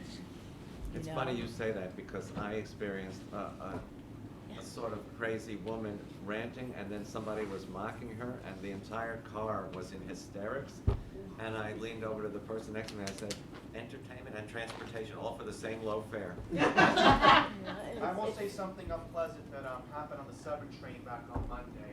I got on at Grand Central Terminal, and as soon as I get on board, there was a guy rambling on in Spanish, and there was this construction worker, and he couldn't take it anymore, and he just said, shut the up to like the whole car.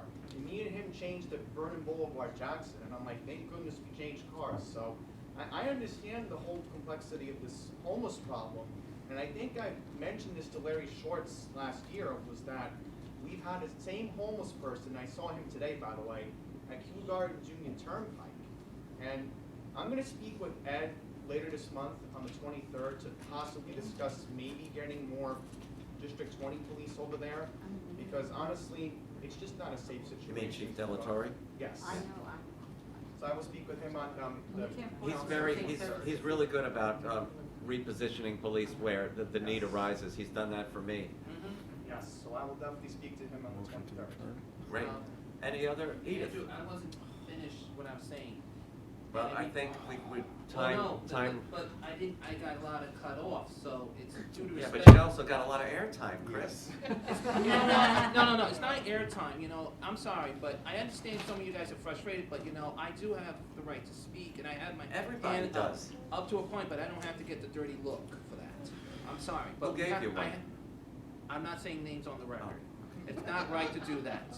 But the bottom line is there was a second thing I was trying to bring up with new business, if we can possibly work on something we can all do on each council, and I agree with Shirley and Mausel, if we go just, if we see something like we're seeing increasement, we can always bring it up to PCAC. Now, that's what I was trying to say. No. And Lisa, No. Lisa No. told you, there's really nothing the PCAC can do. This is not a PCAC Say- issue. say- It's not. Because see, now I It's a lost, now I city lost my regional- train. I'm regional gonna wait issue. because I lost my train of thought and it's, Okay, so let me. let's let me just go finish. on. 507. I'd like to come back to the question that we've touched upon for many times. With the issue of the 500 new police officers. And I think that there's many of us who are in not so terrible stations as there are other, but I have seriously have not seen a police officer in any of my accessible stations. Like 181st, I know they're there because people have been mugged, but it's not accessible, so I don't know. And you're looking at this new body of officers, 500 officers, and if we have 476 stations, maybe we could get one new person in each station. We've got Long Island 472. Railroad 472. and Long Island Railroad and Metro North. Right. Okay, so. Oh, that's something got they more. have to travel Mm. That's something got more. Okay. And Staten Island Railroad. Only nine They have to have- travel. well, Okay, but I'm questioning the distribution. As we have, and they should roam and go all over the place. That's what they should do. They should not be predictable. And less than 3 at a time. Yes, yes. And not on Right. the phone. I mean, at 59th Street, at Columbus Circle, the guys know me, because I obviously have complained enough about the fact that they're all standing inside, each one looking at their phone, and to the point where they now, guys on the inside are opening the door for me and saying, Miss Prentice, hello. So I guess I'm, Made an impression. right, I made an impression. They must have heard you were getting awards. But I mean, I just think that we need to push, and I don't know that we have been. No, we haven't. I mean, we all know there are plenty of officers, in certain areas, in certain stations, and they're not always the scuzziest stations. So what we have done and continue to do is, sorry, Randy, is call for data-driven deployment.